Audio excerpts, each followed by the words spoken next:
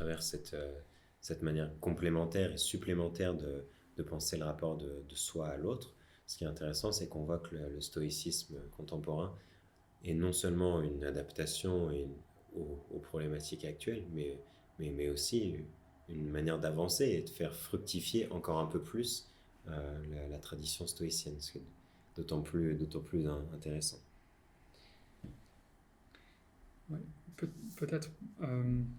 Mais finalement, la question, c'est de savoir comment aller plus loin pour les personnes qui nous écoutent et de savoir comment s'inspirer du stoïcisme. Alors, on a déjà évoqué diverses idées, divers outils, et je suis sûr que tout un chacun a retenu diverses choses, mais il est peut-être bon de récapituler comment s'inspirer aujourd'hui du stoïcisme tel que vous nous l'avez présenté et tel qu'il existe pour changer sa vie.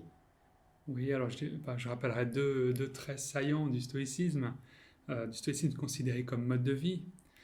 C'est d'abord l'appel à vivre de manière cohérente. Ça, je pense, c'est le premier point. C'est ce qui m'a touché aussi personnellement le plus lorsque j'ai découvert Pierre Hadot.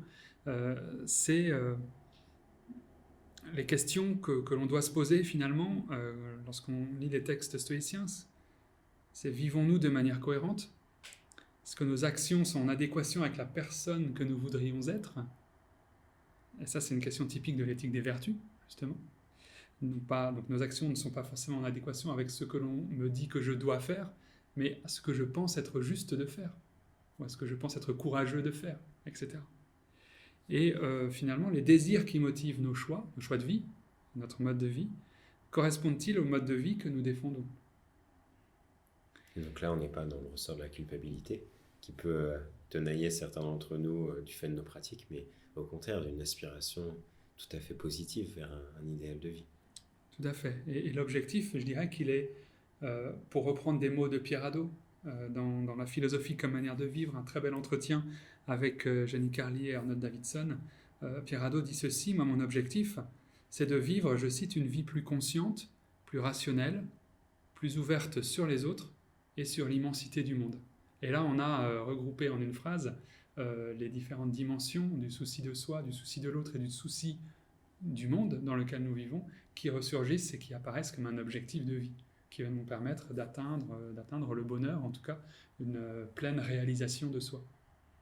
Et en plus de cette citation, cet ouvrage dont je rappelle le titre, ouvrage de Pierre Hadot, La philosophie comme manière de vivre, donc qui est un entretien, une série d'entretiens, est intéressante pour le philosophe, mais en tout cas l'étudiant de philosophie ou le philosophe universitaire, mais aussi pour le curieux ou l'amateur, parce qu'il donne à voir de manière accessible non seulement tout ce que nous avons déjà passé en revue ensemble, mais aussi tout le travail de Pierre Hadot qui est plus singulier.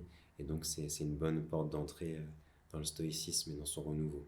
Et puis finalement, peut-être la deuxième chose que l'on a évoquée tout au long de cet entretien, qu'il faudrait retenir, je pense, c'est l'idée que le stoïcisme donne les moyens nécessaires, à travers l'exercice en particulier, pour persévérer dans l'effort et pour ancrer dans le temps le changement de mode de vie. Ça, c'est le deuxième point que je voudrais mettre en avant dans cette conclusion.